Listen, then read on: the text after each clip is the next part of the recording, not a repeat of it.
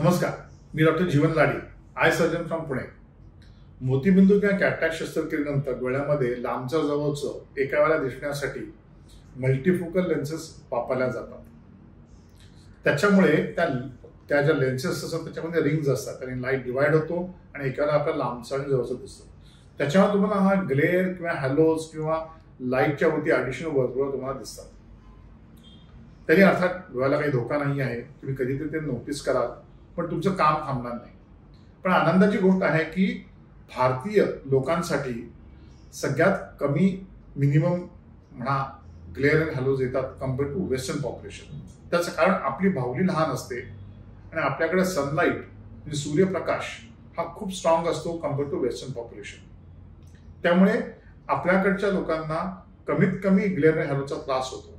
त्यामुळे काही काळजी करण्याचं कारण नाही. आपण जर का विचार करत असाल तर तुमच्यासाठी ते नक्कीच सेफ आहे. थँक्यू.